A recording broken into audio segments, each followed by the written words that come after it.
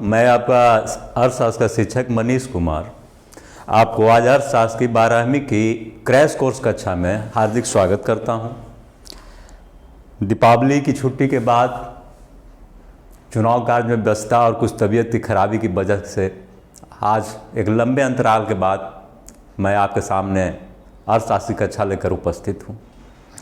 देरी के लिए मुझे खेद है। आशा है पिछली कक्षाओं से जुड़ते हुए आप पुनः पाठ को सही ढंग से समझने के लिए तैयार रहेंगे। जैसा कि पिछली बार हम उत्पत्ति के नियम में उत्पत्ति के उत्पादन के फलन को समझने की कोशिश किए थे प्रथम भाग में। आज उत्पत्ति के नियम के भाग 2 में अल्पकालीन एवं दीर्घकालीन फलन को समझेंगे कि अल्पकालीन फलन क्या है और दीर्घकालीन फलन क्या है। कहने का मतलब है कि एक part law of variable proportion होता है, परिवर्तनशील अनुपातों का नियम होता है जिसको अल्पकालीन फलन कहते हैं, और दूसरा पार्ट दीर्घकालीन फलन जिसमें पैमाने के प्रतिफल की पढ़ाई होती है। अब उत्पत्ति के नियम के अल्पकालीन फलन में यानी अल्पकालीन उत्पादन फलन में उत्पत्ति के 3 नियम जनरली बताए जाते हैं, सामान्यतः यही बताए जाते हैं, जिसमें एक को हम कहते हैं उत्पत्ति वृद्धि नियम, दूसरे को हम कहते हैं उत्पत्ति समता नियम और तीसरे को कहते हैं उत्पत्ति ह्रास नियम। आप यहाँ स्क्रीन पर देख सकते हैं, ज़्यादातर इसका इंग्लिश वर्ड ही प्रचलित है। Law of increasing returns, law of constant returns and law of diminishing returns. अब ये उत्पत्ति के 3 नियम जो हैं, कहीं भी किसी भी क्षेत्र में उत्पादन में ये नियम अल्पकाल में काम करते हैं। अल्पकाल में ये नियम इसलिए काम करते हैं क्योंकि ये शब्द जो अल्पकाल बार बार आ रहा है, सबसे पहले ध्यान आपको इसी पर देना होगा। ये शब्द इस चैप्टर का सबसे महत्वपूर्ण शब्द है। लोग साधारणतया अल्पकाल का मतलब समझते हैं छोटा समय। यहाँ छोटा समय से मतलब नहीं है कि 10 घंटा का पीरियड, 10 दिन का पीरियड या 100 दिन का पीरियड, इससे हमारा कोई लेना देना नहीं है। हमारा लेना देना इस बात से है कि क्या उत्पादन के जो तमाम साधन हैं, किसी भी वस्तु को उत्पादन में लगने वाले, उनको हम आवश्यकता अनुसार परिवर्तित कर सकते हैं कि नहीं परिवर्तित कर सकते हैं। या हम ये कह सकते हैं कि क्या आपके पास इतना समय है कि वस्तु की एक निश्चित मात्रा उत्पादन करने के लक्ष्य को लेकर के उत्पादन के तमाम साधनों का जुगाड़ हम उसी के अनुरूप कर सकते हैं कि नहीं कर सकते हैं। यदि कर सकते हैं तब तो दीर्घकालीन हो गया, और अगर किसी एक या कुछ साधन का हम परिवर्तन, साधन की मात्रा का परिवर्तन नहीं कर सकते हैं तो अल्पकालीन हुआ। यानी आपके पास इतना समय नहीं है कि आप तमाम साधनों को उस अनुपात में परिवर्तित कर दें जिस अनुपात में उत्पादन आप करना चाह रहे हो। सिंपल सी बात है। आप देखिए, प्रत्येक के घर में, अधिकांश भारत गांवों का देश है और गांव में किसान रहते हैं। कृषि पर एक आज भी बहुमत आबादी कार्य करती है और इसी में रोजगार ढूंढती है। तो कृषि के क्षेत्र में ही आप देखिए कि भूमि अधिकांश लोगों के पास सीमित ही होती है, और उस पर हम पूंजी और श्रम की मात्रा बढ़ाते घटाते जाते हैं। उत्पादन उसी अनुरूप में उसके अनुसार परिवर्तित होता है, उस अनुपात में नहीं। ख्याल रखिएगा, हाँ, पूंजी बढ़ाने और घटाने से उत्पादन परिवर्तित होता है, बस हम यहां इतना ही कह रहे हैं।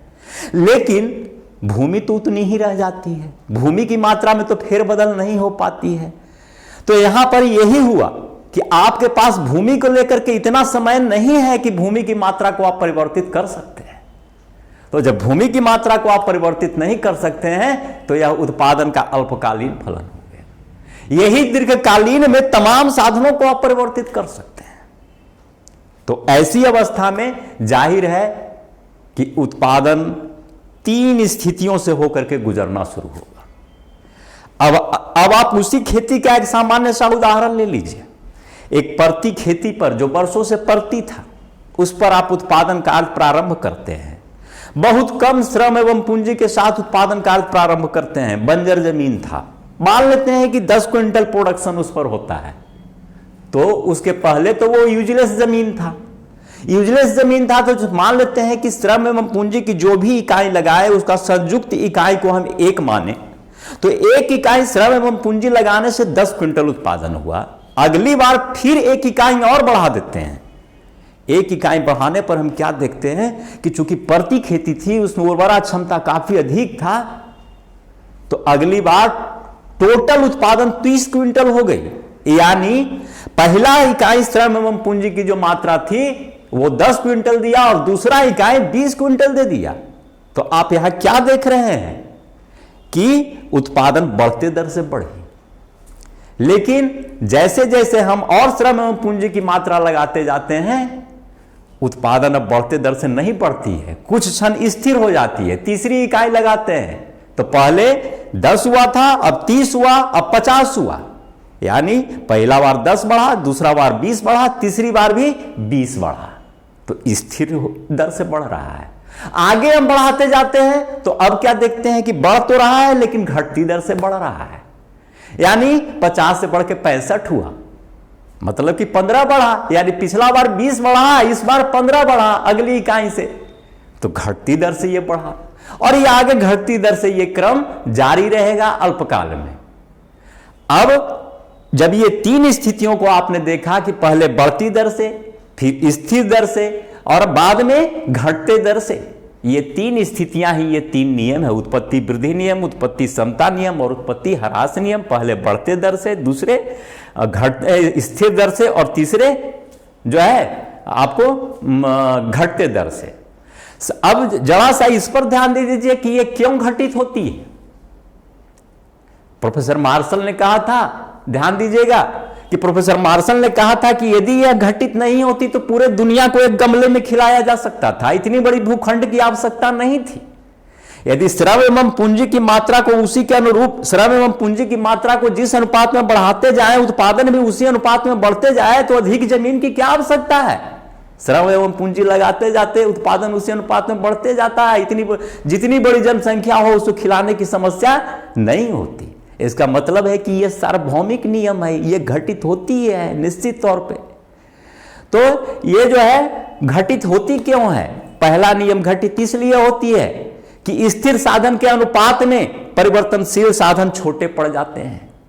अब मान लेते हैं कि बहुत बड़ा भूखंड है, आप उसमें 5 लेबर लगाए, तो क्या उस बड़े भूखंड 10 एकड़ के भूखंड के लिए 5 लेबर सफिशियंट है? नहीं सफिशियंट है। ठीक ढंग से खेती बाड़ी उसमें नहीं हो पाएगी। तो वो वहां पर हम यही कहेंगे कि यहां पर जो स्थिर साधन है, यानी भूमि का जो टुकड़ा है, वो निगेटिव उत्पादन दे रहा है। स्थिर साधन निगेटिव उत्पादन, ऋणात्मक उत्पादन दे रहा है, क्योंकि परिवर्तनशील साधन की तुलना में उसकी बहुत भारी संख्या है। अगर हम वहां पर स्थिर साधन की इकाइयों को छाट दें, 10 एकड़ के बजाय हम 1 एकड़ कर दें, तो अब क्या हम देखेंगे कि 10 एकड़ में यदि 10 क्विंटल हो रहा था तो अब 1 एकड़ में हो सकता है कि 2 क्विंटल हो। यानी पिछले से ज्यादा अनुपात में प्रोडक्शन दे रहा है, क्योंकि वहां पर 10 एकड़ में 10 क्विंटल, इसका मतलब है कि जो है प्रति एकड़ 1 क्विंटल। लेकिन अब कितना हो रहा है? 1 एकड़ में 2 क्विंटल, क्योंकि 1 एकड़ के लिए 5 लेबर ज्यादा सफिशियंट हो रहे हैं। तो पहले ही स्थिति इस कारण उत्पन्न होती है कि स्थिर साधन बड़े होते हैं, परिवर्तनशील साधन छोटे पड़ जाते हैं। स्थिर साधन और परिवर्तनशील साधन का अनुपात जो है आपस में तालमेल नहीं खाता है, यानी स्थिर साधन ऋणात्मक उत्पादन देते हैं। उत्पत्ति समता नियम में ये दोनों साधन का तालमेल सही हो जाता है, जिसमें स्थिर साधन और परिवर्तनशील साधन का जो है तमाम प्रकार के जो इनकी ऋणात्मक क्षमता है उसको ये समाप्त कर देती है। लेकिन जो तीसरा है, जो ये बृहद लंबे काल तक यही घटित होती है, उत्पत्ति ह्रास नियम, इसमें मूल ये है कि यहां स्थिर साधन ऋणात्मक उत्पादन देता था, यहां परिवर्तनशील साधन अब ऋणात्मक उत्पादन दे रहा है। स्थिर साधन की तुलना में यहां परिवर्तनशील साधनों की संख्या काफी बढ़ जा रही है, जिससे स्थिर साधन के अनुपात में परिवर्तनशील साधन की भारी मात्रा होने के कारण परिवर्तनशील साधनों का उत्पादन सीमांत में जो है, परिवर्तनशील साधन का उत्पादकता ऋणात्मकता की ओर जाती है, जिससे घटते हुए नियम काम करते हैं। यहां यदि परिवर्तनशील साधन की मात्रा को हम घटा दें तो उत्पादन बढ़ जाएगा, क्योंकि आप सोच के देखिए कि यदि 50 लेबर 500 क्विंटल प्रोडक्ट करते हैं और यदि हम 10 लेबर घटा देते हैं तो प्रोडक्शन 450 क्विंटल रह जाता है। आपको तो देखने में लग रहा है कि उत्पादन घट गया, लेकिन ये घटा नहीं है, बढ़ा है। 50 लेबर 500 क्विंटल, इसका मतलब था कि प्रति लेबर 10 क्विंटल उत्पादन था, लेकिन यहां 40 लेबर 4.5 जो है 40 लेबर 450 क्विंटल उत्पादन कर रहे हैं। तो आप उस अनुपात से देखिए, फिर से इसको समझने की कोशिश कीजिए। 50 लेबर यदि 500 क्विंटल उत्पादन कर रहे हैं, तो 50 लेबर 500 क्विंटल उत्पादन कर रहे हैं, तो एक लेबर कितना क्विंटल उत्पादन किया? 500 बटा 50 यानी 10 क्विंटल। अब हम 10 लेबर को हटा दिए, तो 10 लेबर हटाए तो उस अनुपात से 100 क्विंटल उत्पादन घट जाना चाहिए था, लेकिन उत्पादन 85 क्विंटल घटता है, यानी प्रति लेबर 5 ही क्विंटल घटता है। तो ये 40 लेबर 450 क्विंटल उत्पादन कर रहे हैं, तो ये जो है प्रति लेबर 11 क्विंटल से कुछ ऊपर ही प्रोडक्शन कर रहे हैं। तो यहां पर हम कह सकते हैं कि उनकी उत्पादकता बढ़ जाती है। अब इन सारी चीजों को आए हम ग्राफ से देखने की कोशिश करें, डायग्राम से देखने की कोशिश करें। और एक महत्वपूर्ण बात यह है कि अर्थशास्त्र की पढ़ाई लिटरेरी मोड में न हो करके हम जहां तक समझते हैं कि डायग्राम के माध्यम से ही करना उचित है। अगर आप अर्थशास्त्र पढ़ते हो, सैद्धांतिक अर्थशास्त्र पढ़ते हो, तो डायग्राम को समझ लो, लिटरेचर अपने आप समझ में आ जाएगा। तो चले हम बोर्ड की ओर चले और डायग्राम से इन सारी चीजों को देखने की कोशिश करें।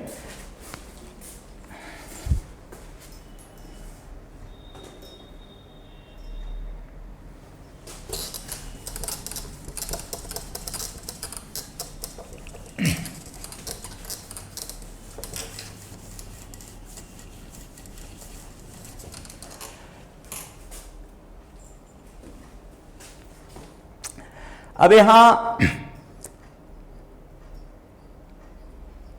आप ये ध्यान दीजिए कि सबसे पहले हम लेते हैं उत्पत्ति वृद्धि नियम को। अब मान लेते हैं कि परिवर्तनशील साधन की मात्रा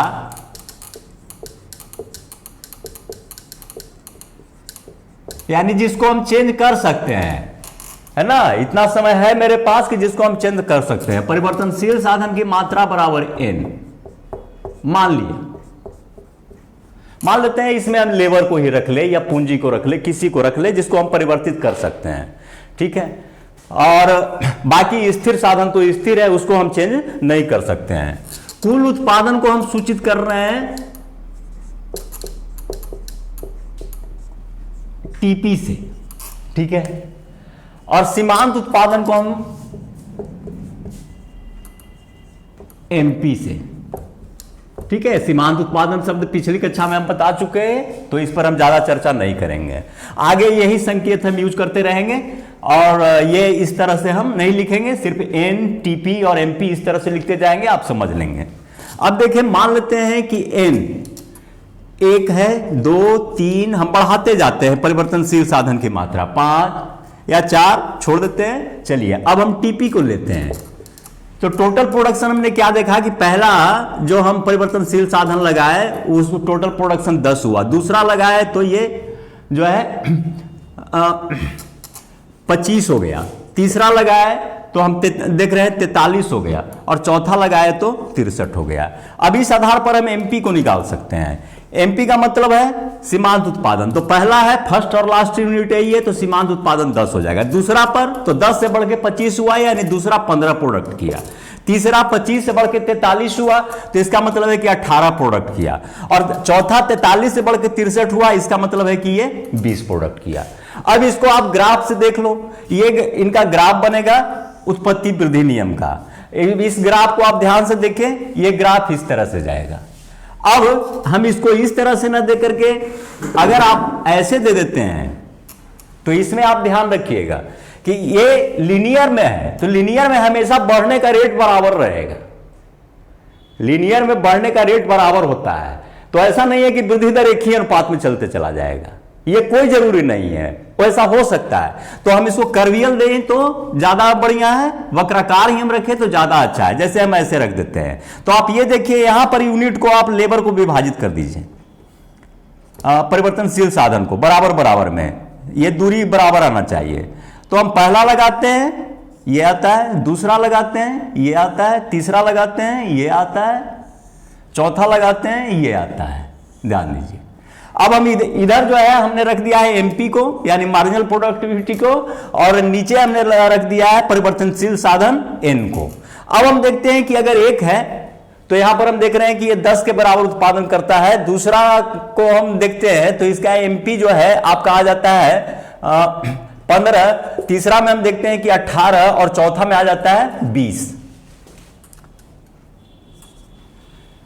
ठीक है, तो आप यहां पर गलती से थोड़ा सा आप मिसमाइंड क्या होंगे, ये इस बात को ध्यान रखिए। आप मिसमाइंड होंगे कि 10 से 15 यानी 5 ही बढ़ा, अगली बार 3 ही बढ़ा, अगली बार 2 ही बढ़ा, तो सर आप उत्पत्ति वृद्धि नियम कैसे कह रहे हैं? यहां पर आपको देखने में चूक हो रही है। यह कुल उत्पादन की रेखा नहीं है बल्कि सीमांत उत्पादन की रेखा है। पहली इकाई की सीमांत उत्पादन 10 है, दूसरी इकाई की सीमांत उत्पादन 15 है, तीसरी इकाई की सीमांत उत्पादन 18 है, चौथी इकाई की सीमांत उत्पादन जो है 20 है। तो प्रत्येक अलग अलग यूनिट का एक्स्ट्रा प्रोडक्शन यहां बतलाया जा रहा है जो बढ़ती दर से बढ़ता चला जा रहा है। ओके, हम समझते हैं, इसको समझ गए होंगे। अब उत्पत्ति समता नियम को देखें।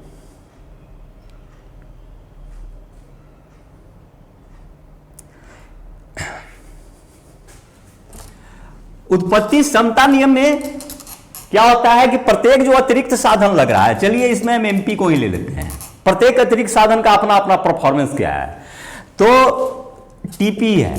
तो अब देखिए, मान लेते हैं कि पहला लेता है तो टीपी आ जाता है यहां पर आपका 10 या 15 मान लेते हैं। दूसरा लेते हैं तो टीपी होता है 30, तीसरा लेते हैं तो 45, चौथा लेते हैं तो 60। अब ये देखिए, हमेशा पहला का एमपी कितना हो जाएगा 15, बढ़ा फिर 15, फिर 30-45 का अंतर 15, फिर 45-60 का अंतर 15। तो देखिए ये एमपी हर बार 15 आ रहा है, तब इसकी रेखा बदल जाएगी। अब ये क्या होगा, इसका कैसे होगा, ये ध्यान दीजिए। चूंकि हर बार एक ही दर से बढ़ रहा है तो ये निश्चित तौर पे हॉरिजॉन्टल होगी, यानी वो एक एक्सिस के समानांतर होगा। ये यहां पर हम 15 ले लेते हैं एमपी को, और यहां पर हम यूनिट्स ले लेते हैं वेरिएबल फैक्टर्स का। वो first unit, second unit, third unit, सब के सब फर्स्ट यूनिट भी 15 दे रहा है, सेकेंड यूनिट भी 15 दे रहा है, थर्ड यूनिट भी 15 दे रहा है, फोर्थ यूनिट भी 15 दे रहा है। तो ये स्थिर नियम की रेखा यही होगी। ठीक है, अब नेक्स्ट है उत्पत्ति ह्रास नियम, जो सबसे इंपॉर्टेंट नियम है। और ये नियम अपने आप को आधुनिक अर्थशास्त्रियों के बीच में ही अपने आप को टर्न करती है परिवर्तनशील अनुपातों के नियम में, या वन आउटपुट नियम में, हम इसको ये कहें एक आधा के नियम में से संबंधित।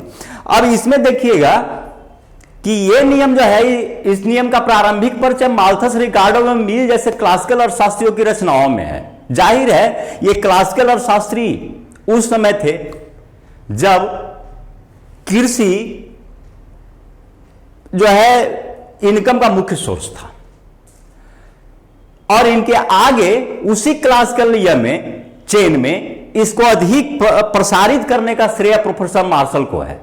और प्रोफेसर मार्शल ने इसकी व्याख्या कृषि के संदर्भ में ही की थी। हालांकि इन लोगों से भी पहले इसकी सैद्धांतिक व्याख्या संक्षिप्त रूप में टर्गो ने की थी, लेकिन मार्शल की व्याख्या ही बाद में ज्यादा प्रचारित और प्रसारित हुआ। अब चूंकि कृषि के क्षेत्र में एक सामान्य व्यवहार उन्होंने देखा कि भूमि की स्थिर मात्रा है, और भूमि की स्थिर मात्रा पर यदि श्रम एवं पूंजी की मात्रा बढ़ाते जाते हैं तो कुछ क्षण वृद्धि नियम और समता नियम कार्य करने के बाद अधिकांश पीरियड में उत्पत्ति ह्रास नियम काम करते रहती है। और उस स्थिति में यह कहते हैं कि उत्पादन बढ़ाने के लिए दिए हुए तकनीक में स्थिर भूमि की मात्रा के साथ श्रम एवं पूंजी की मात्रा में परिवर्तन किया जा सकता है, लेकिन भूमि की मात्रा स्थिर रहने के कारण उत्पादन बढ़ता तो है लेकिन घटती हुई दर से। अब यह ध्यान दीजिए कि प्रोफेसर मार्शल जो है निश्चित तौर पे यहां पर चूंकि कृषि इनकम का मुख्य सोर्स था, इस कारण कृषि के संदर्भ में सोचा। यहां मार्केबल पॉइंट यह है कि लोग परिवर्तनशील अनुपातों के नियम और मार्शल के सिद्धांत को में अंतर जो करना चाहिए वो करने में कहीं ना कहीं उलझ जाते हैं। परिवर्तनशील अनुपातों के नियम और मार्शल के सिद्धांत दोनों को बराबर कर देते हैं। लेकिन यहां एक मार्केबल पॉइंट ध्यान देना होगा कि प्रोफेसर मार्शल के सिद्धांत का संबंध कृषि से था और कृषि में भूमि स्थिर साधन है, श्रम एवं पूंजी को परिवर्तनशील रखते हैं। और इनके सिद्धांत देने के पीछे सबसे बड़ा रीजन यही था कि भूमि एक स्थिर साधन है। लेकिन परिवर्तनशील अनुपातों के नियम में हम क्या करते हैं, उसमें अन्य तमाम साधनों को स्थिर रखकर एक साधन को हम परिवर्तित करते हैं। तो ये वहां एक साधन स्थिर है भूमि, अन्य साधन परिवर्तनशील हो जाते हैं। लेकिन यहां परिवर्तनशील अनुपातों के नियम में अन्य साधन परिवर्तनशील है, अन्य साधन स्थिर है, सिर्फ एक साधन परिवर्तनशील है। उसके बारे में हम आगे बताएंगे। तो इन्होंने उसी सिद्धांत के आधार पर कहा कि कृषि के क्षेत्र में क्रमागत उत्पत्ति ह्रास नियम लागू होती है। इन्होंने जो थियरी दिया उसका नाम था क्रमागत उत्पत्ति ह्रास नियम। और क्रमागत उत्पत्ति ह्रास नियम में इन्होंने कहा कि उत्पादन बढ़ती तो है लेकिन घटते दर से। अब उसको हम इस ग्राफ से देखें। अब मान लेते हैं कि पहला से उत्पादन हुआ 10, दूसरा जब लगाया तो टोटल उत्पादन 18, तीसरा लगाया तो 24। अब इस स्थिति में देखिए कि मार्जिनल प्रोडक्टिविटी क्या होगी, 10, 8 और 6। ये आप देखिए एमपी घटता हुआ है, पहला से 10, दूसरा से 8 और तीसरा से 6। अब इसी को अगर हम इस तरह ग्राफ पर रख दें तो ये देखिए पहले यूनिट से 10, दूसरे यूनिट से 8, तीसरे यूनिट से 6। ये हो गई आपकी क्रमागत उत्पत्ति ह्रास नियम की रेखा। इधर एमपी रख दीजिए और इधर जो है वेरिएबल फैक्टर्स एन या जो भी है उसको रख दीजिए। ये इन्होंने क्रमागत उत्पत्ति ह्रास नियम की, इसको कर्वियल रूप में देना है तो आप इस तरह से दे सकते हैं, दाईं की ओर झुकती हुई रेखा, ये भी यही बताएगा।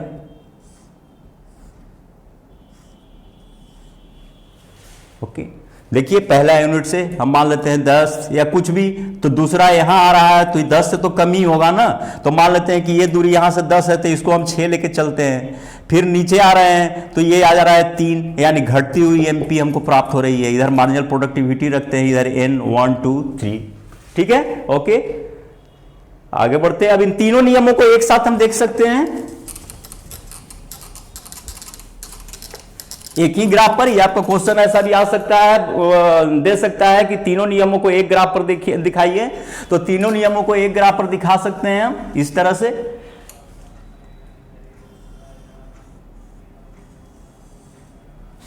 देखिए ये यहां पर हम ले लेते हैं, हम फर्स्ट यूनिट पर ये आपका आ रहा है, सेकेंड यूनिट पर ये आ रहा है और थर्ड यूनिट पर ये आ रहा है, फोर्थ यूनिट ये, फिफ्थ यूनिट ये देखिए ये लगभग समता नियम की तरह कार्य कर रहा है यहां से।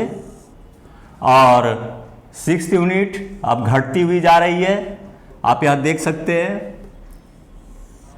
हम यहां रख देते हैं इस जगह पर 20, कोई भी चीज रखे हम 20 रखे तो उससे ये नीचे कम ही है, तो यहां पर हम 15 रख के चलते हैं, या 18 रख देते हैं, यहाँ 15 रखते हैं और यहाँ पर हम 12 रखते हैं। तो ये क्या बतला रहा है कि यहां से यहां तक जो ये जा रहा है ये बढ़ते दर से बढ़ रहा है। जैसे यहां देखिए तो इधर एमपी को हम रखते हैं और इधर हम एन को परिवर्तनशील साधन को 1 2 3 4 5 6 एंड 7। तो पहले यूनिट से हम 12 हमको उत्पादन दे रहा है, ये फर्स्ट यूनिट का उत्पादन है। सेकेंड यूनिट से 15 दे रहा है, सेकेंड यूनिट का उत्पादन है। थर्ड यूनिट से यहां देखिए 20 उत्पादन दे रहा है, ये थर्ड यूनिट का है। लेकिन फोर्थ भी 20 दे रहा है और फिफ्थ भी 20 दे रहा है, यानी इस जगह पर ये ऑरिजेंटल हो जा रहा है, वो एक्स एक्सिस के पैरेलल हो जा रहा है।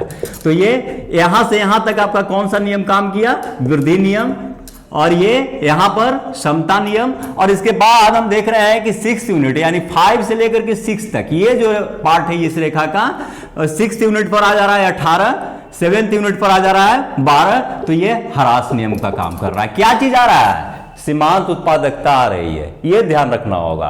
टोटल प्रोडक्टिविटी का ये कर्व नहीं है, बल्कि सीमांत उत्पादकता। ये बहुत ही एक महीन लकीर यहां पर है, जिस अंतर को ख्याल रखना होगा, नहीं तो आप दिग्भ्रमित हो जाएंगे।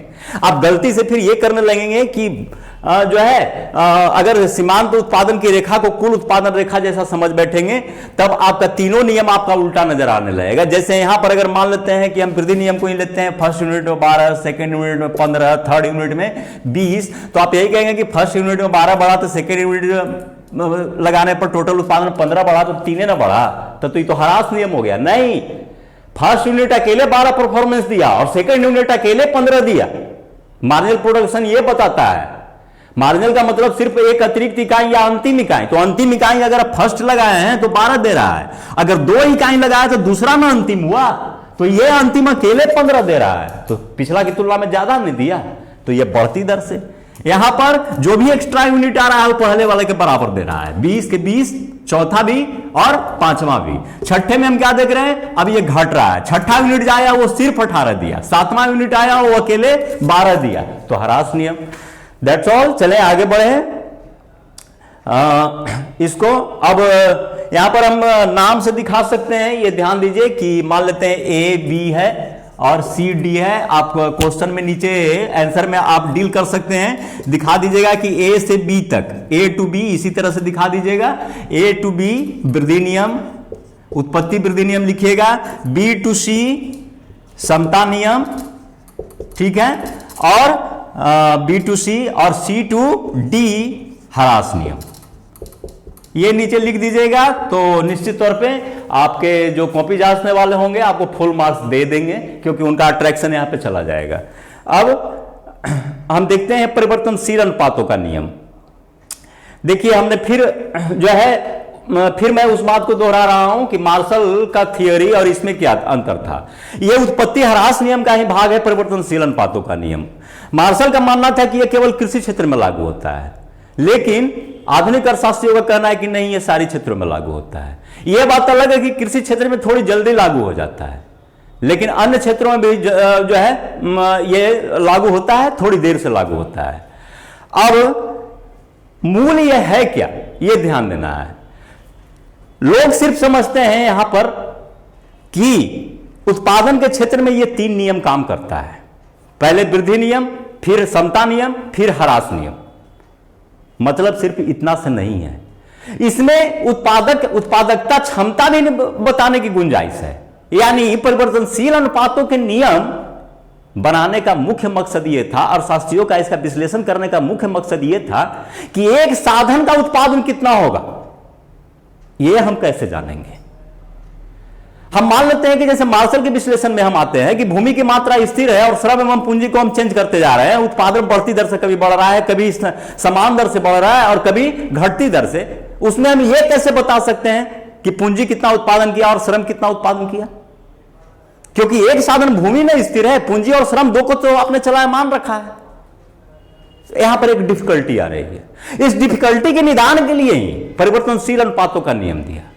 और परिवर्तनशील अनुपातों का नियम का मुख्य चीज क्या है कि सभी साधनों को स्थिर कर दीजिए, सिर्फ एक साधन को परिवर्तनशील रखिए, तब तो पता चलेगा कि उस अकेले साधन का क्या परफॉर्मेंस है।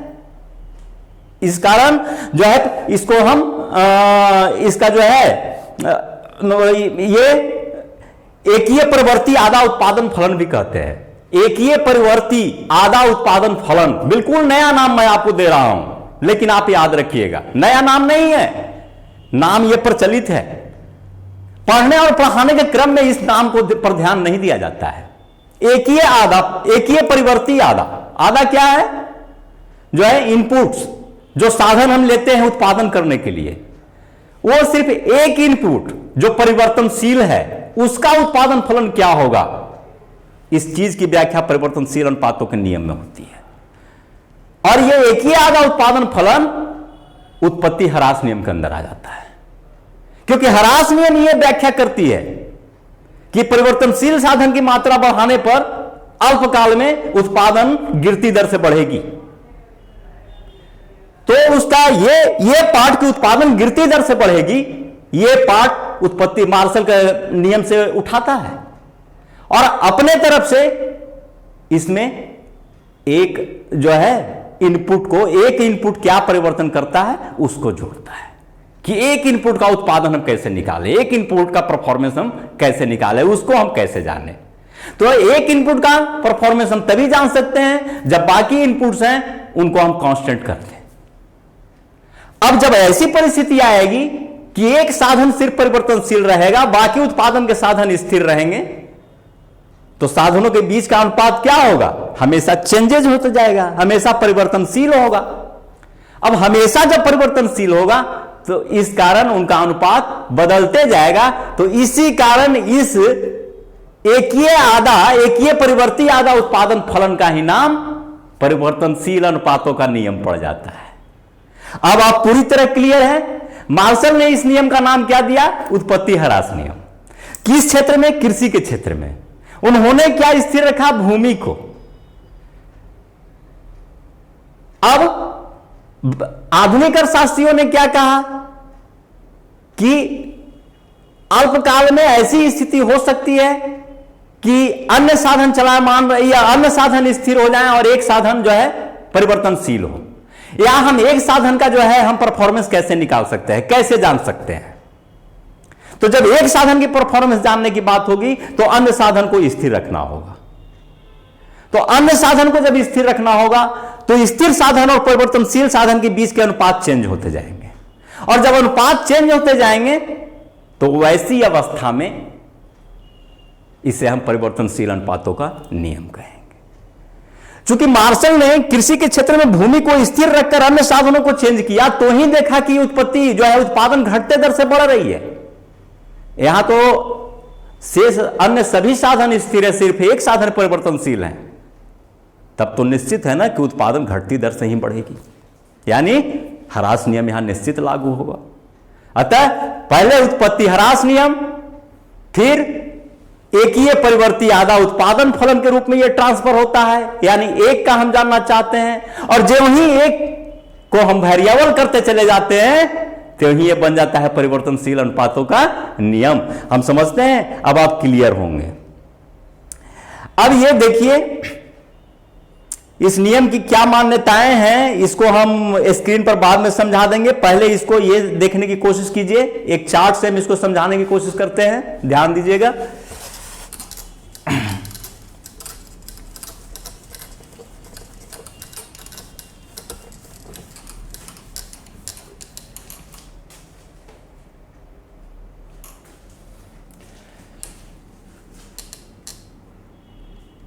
पहले कुछ यह इंडिकेशन है, उसको जब देख लीजिए। परिवर्तनशील साधन, इनका हम ये रखेंगे आपको TVF। क्यों रखेंगे? ध्यान दीजिए, कुल परिवर्तनशील साधन, ठीक है, टोटल वेरिएबल फैक्टर्स, ठीक है। कुल उत्पादकता को हम रखेंगे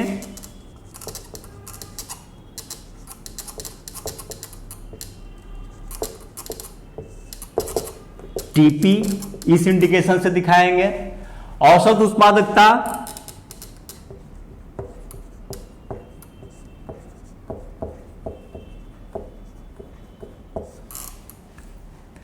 को हम AP से दर्शाएंगे, और सीमांत उत्पादकता को हम MP से दर्शाएंगे। चलिए, ये इंडिकेशन हम दे दिया, अब इसी इंडिकेशन का हम आगे यूज कर रहे हैं। अब आप ये देखिए, मान लेते हैं TVF, ठीक है, TP, AP, MP। अब ये ध्यान दीजिए क्या कैसे ये जा रहा है। हम मान लेते हैं कि हम एक वेरिएबल जो फैक्टर्स है या वेरिएबल साधन जो है परिवर्तनशील साधन है उसकी एक मात्रा लेते हैं, तो टोटल उत्पादन 6 होती है। और जब 6 होती है तो AP कितना होगा? तो AP बराबर क्या होता है? याद कीजिए, पिछली बार हमने पढ़ाया था, AP बराबर टोटल प्रोडक्शन बटे साधन की मात्रा, ठीक है। तो टोटल प्रोडक्शन में मेरा 6 है, साधन की मात्रा 1 है, तो यहां हम ये दे सकते हैं कि AP बराबर TP बटे TVF, इस सूत्र का प्रयोग आप कीजिए, यहां पर आपका इजिली आ जाएगा। तो 6/1 तो ये 6। अब MP बराबर क्या होता था, डेल्टा TP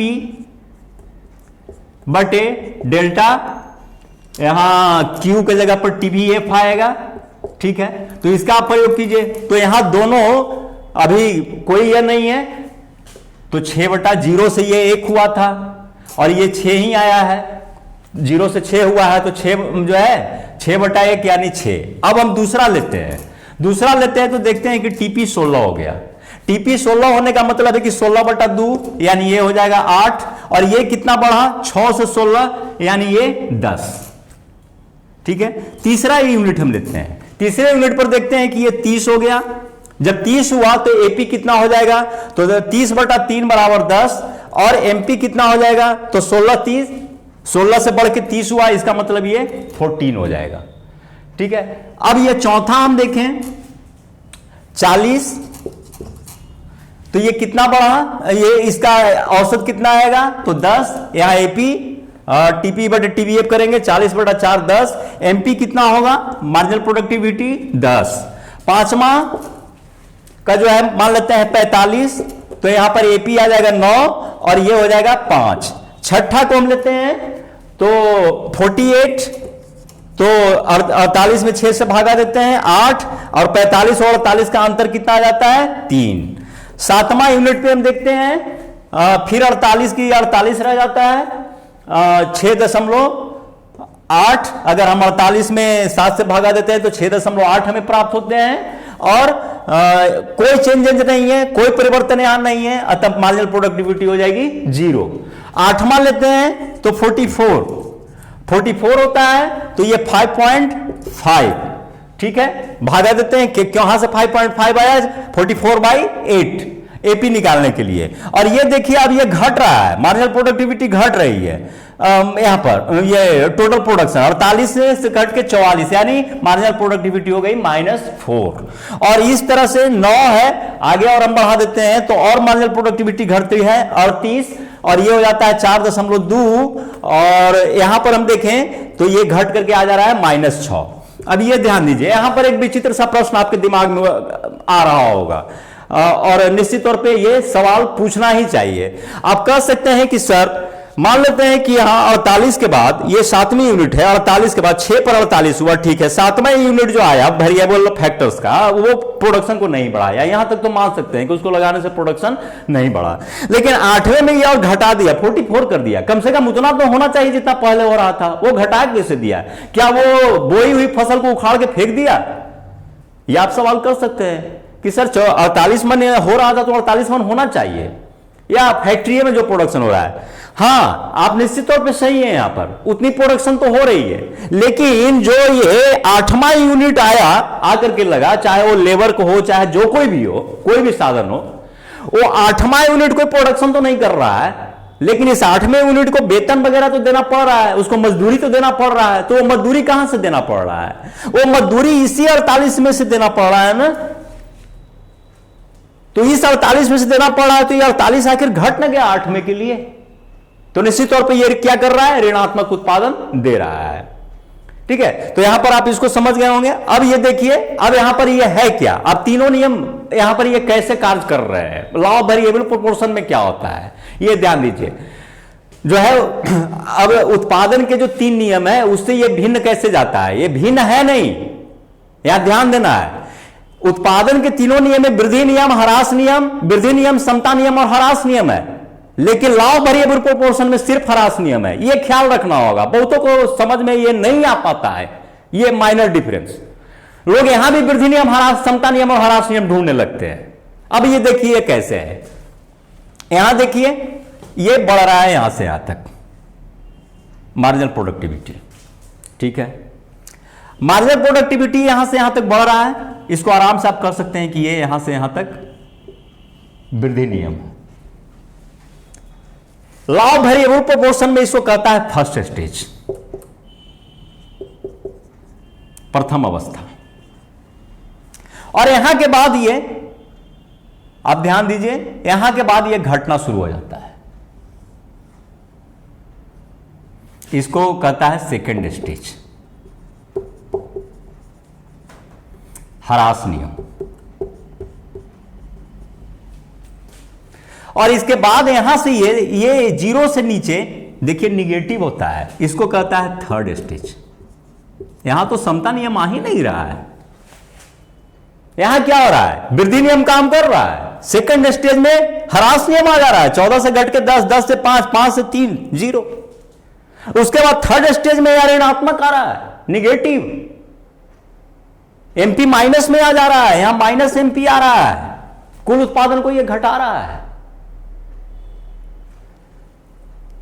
तो अब यहां पर यह ध्यान दिया जाए कि फर्स्ट स्टेज खत्म कहां होता है। फर्स्ट स्टेज यहां उस जगह पे खत्म होता है जहां पर सीमांत उत्पादन और औसत उत्पादन बराबर होता है। क्योंकि आप ध्यान दीजिए कि फर्स्ट स्टेज को अगर आप वृद्धि नियम मानेंगे तो यहीं पे यह खत्म हो जाएगा। लेकिन फर्स्ट स्टेज में ये यहां पर आप ध्यान दीजिए कि सीमांत उत्पादन तो घट रही है, सीमांत उत्पादन बढ़ना बंद कर देती है यहां पर, और इसके बाद यह घट रही है, लेकिन औसत उत्पादन स्थिर हो जाए, अभी यह चरम बिंदु पर है। तो हम ये कह सकते हैं कि जहां औसत उत्पादन चरम बिंदु पर जाए वो फर्स्ट स्टेज इसमें होता है, पहली अवस्था है जब औसत उत्पादन अपने शीर्ष बिंदु पर जाता है। और फर्स्ट स्टेज में ही एक कड़ी सीमांत उत्पादन के आधार पर ऐसा आता है जहां उत्पादन घटती दर से बढ़ने लगता है। देखिए यहां 14 से 10, तो जब घटती दर से बढ़ने लगता है फर्स्ट स्टेज में ही, तो ह्रास नियम तो यहां भी लागू हो गया, और उसके बाद तो घटती दर से जारी रह रहा है। तो ये समूचे के समूचे ह्रास नियम में ही आ जाता है।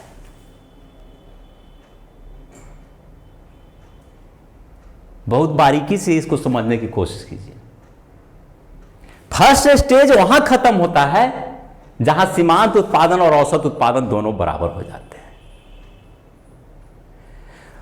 वैसी परिस्थिति में औसत उत्पादन बढ़ते बढ़ते अपने चरम बिंदु पर होता है, लेकिन सीमांत उत्पादन का एक कड़ी उस दरमियान ऐसा आता है कि जब सीमांत उत्पादन घटती दर से प्रदर्शित करता है। तो जो ही घटती दर से प्रदर्शित किया वो ह्रास नियम का एक अंग बन गया। अतः फर्स्ट स्टेज में ही ह्रास नियम आ जाता है। अब इसको जानने के लिए थोड़ा सा और मेहनत कीजिए।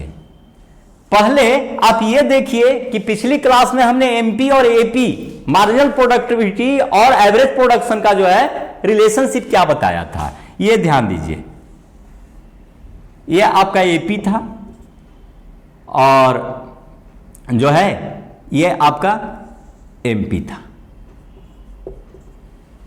इसमें रिलेशनशिप में आप ये देखेंगे, इसको और थोड़ा ऊपर ला करके और सबसे शीर्ष से काटिए, क्योंकि शीर्ष से ही ये काटता है, इधर उधर नहीं काट सकता है। इसमें हमने आपको बताया था कि जब तक एमपी ऊपर रहेगा एपी से, जब तक एमपी एपी से ऊपर रहेगा एपी को बढ़ाते जाएगा, और जब ही एमपी एपी से नीचे आएगी एपी को घटाते जाएगा। मान लेते हैं कि यहां पर ए बिंदु है, ए बिंदु से पहले देखिए एमपी ऊपर है तो एपी चढ़ता जा रहा है, और जो ही एमपी एपी से नीचे आ रहा है, इस बिंदु के बाद देखिए एमपी नीचे आ गया तो एपी को घटाते जाता है। इसका मैं यहां पर विस्तृत विश्लेषण नहीं करूंगा, पिछली कक्षा में इसको मैं अच्छी तरह बता चुका हूं, बस सिर्फ हम आपको रिमाइंड करवा रहे हैं। तो इस दरमियान काटेगा कहां से, तो इसके शीर्ष बिंदु से ही। हम इसको अगर यहां से काटते हैं तो ये रॉन्ग होगा, क्योंकि आंकड़े बताते हैं कि जब तक एमपी ऊपर है, जब ही एमपी एपी से नीचे आता है, अगर एमपी ये हो जाता तो नियम बताता है कि जो ही एमपी एपी से नीचे होगा एमपी वहां से गिरने लगेगी। लेकिन अगर यहीं से काट देते हैं तो एमपी तो नीचे है, लेकिन फिर भी देख रहे हैं कि एपी चढ़ ही रहा है, तो नियम को तो रॉन्ग कर देगा। यानी आप आंकड़े सेट करके देखिए, आपको रॉन्ग साबित कर देगा इस अवस्था में।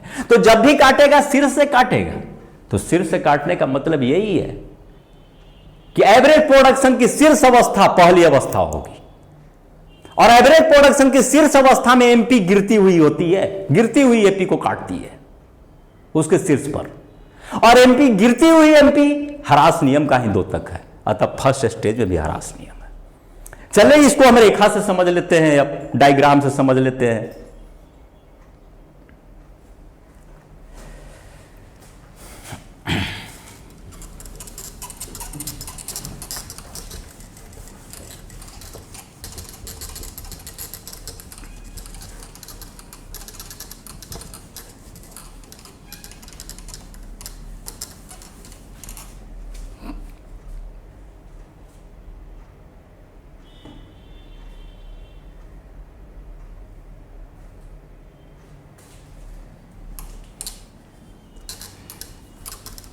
थोड़ा कंसंट्रेट कीजिएगा, यहां दो डायग्राम को एक साथ मिलाया जाएगा और यही आपका इस चैप्टर का कोर हर्ट है, ये ध्यान दीजिएगा। सबसे पहले हम नीचे ले लेते हैं, या सबसे पहले हम एक कर्व बना लेते हैं टीपी का, टोटल प्रोडक्शन का। टोटल प्रोडक्शन का कर्व बनाने के लिए हम ये करते हैं, ये ओ एक्स एक्सिस ले लेते हैं और ओ वाई एक्सिस ले लेते हैं, ठीक है। अब इधर हम दिखा देते हैं टीपी को और इधर हम दिखा देते हैं जो है परिवर्तनशील साधन को।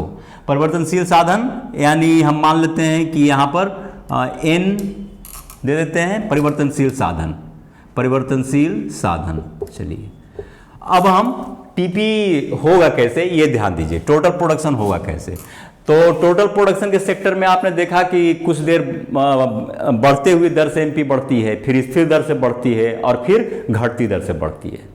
तो आप ये ध्यान दीजिए, तो अब क्या होगा, तो ये इस तरह से मूव करेगा।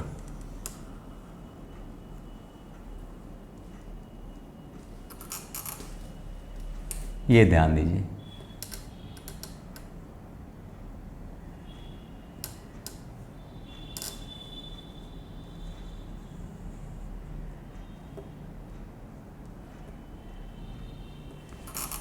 अब यहां पर ये देखिए, इस पोर्शन तक, इसको और थोड़ा ये कीजिए तब ज़्यादा अच्छा समझ में आएगा, ऐसे, ठीक है।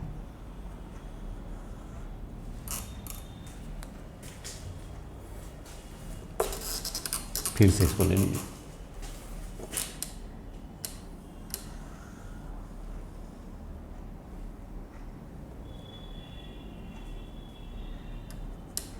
यहां ले लेते हैं। अब यहां से हम एक इसके ढाल की रेखा खींच लेते हैं।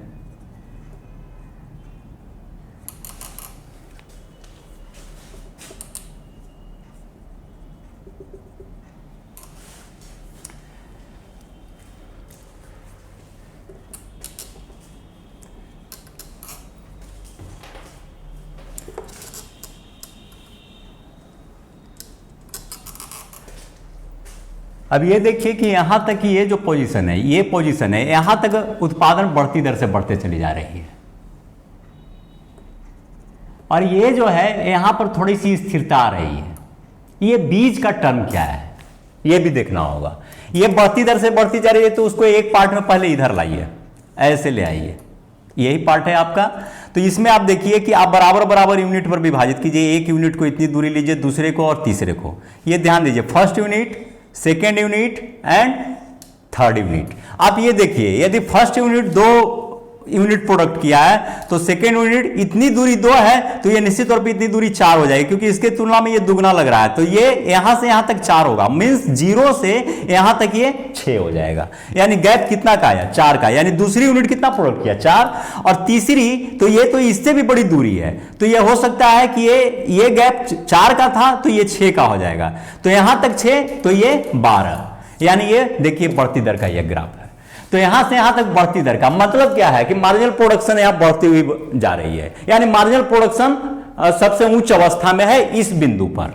अब इस बिंदु का हमने नाम दे दिया है F, जहां पर मार्जिनल प्रोडक्शन सबसे हाईएस्ट है। उसके बाद मार्जिनल प्रोडक्शन डाउनवर्ड्स की ओर जाएगी, वो मैं आगे बताऊंगा। जब मार्जिनल प्रोडक्शन जहां पर सबसे हाईएस्ट है उसको हम कहते हैं मोड़ बिंदु। ये याद रखिएगा, एग्जाम में आएगी कि मोड़ बिंदु किसको कहते हैं। तो टोटल प्रोडक्शन का ग्राफ का वह बिंदु जहां पर मार्जिनल प्रोडक्शन सबसे हाई हो उसको हम मोड़ बिंदु कहते हैं। अब इसके बाद जो ये देखिए, यहां से ये कुछ देर के लिए ये जो स्पर्श रेखा आप खींचिए, यहां से ये। तो यहां पर यदि आप स्पर्श रेखा खींचते हैं तो ये स्पर्श रेखा की ढाल दूर तक स्पर्श करती हुई चली जाती है इस रेखा का, यानी हम ये कहें कि ये बिल्कुल 45 डिग्री कुछ दूर तक बनाते चली जाती है, ये इसकी स्पर्श रेखा। जैसे आप ये ध्यान दीजिए, यहां पर ये ऐसे हो जाता है, ये होता है, तो ये 45 डिग्री का जो ये है, ये लाइन बन जाता है कुछ देर के लिए। तो लाइन का क्या होता है कि वहां रेट हर क्षण बराबर होता है, यानी यहां से यहां तक जो ये रेट रहेगा ये बराबर रहेगा कुछ क्षण के लिए। जब ये रेट बराबर होगा तो तय बात है कि उत्पादन बराबर दर से बढ़ेगी। अब ये ध्यान दीजिए कि जो है इसके नीचे इस जगह पर सीमांत उत्पादन क्या होगी। अब उसके अनुकूल हम सीमांत उत्पादन लेके चलते हैं। तो आपका सीमांत उत्पादन की स्थिति जो यहां पर आएगी, चूंकि ये मोड़ बिंदु है, यहां पर सीमांत उत्पादन सबसे हाईएस्ट है, तो इससे मिलाते हुए आप सीमांत उत्पादन की रेखा खींचिए, ये मार्जिनल प्रोडक्शन। यहां देखिए सीमांत उत्पादन सबसे हाईएस्ट है। अब सीमांत उत्पादन जो है आपका फर्स्ट स्टेज समाप्त कहां होती है, जहां सीमांत उत्पादन औसत उत्पादन को काट दे, यानी औसत उत्पादन सबसे हाईएस्ट है, उस जगह आपका मोड़ बिंदु होता है। तो अब हम इसको यदि हम ऐसे इस तरह से एवरेज प्रोडक्शन से हम इसको हम काट दें, तो ये देखिए ये फर्स्ट स्टेज है आपका।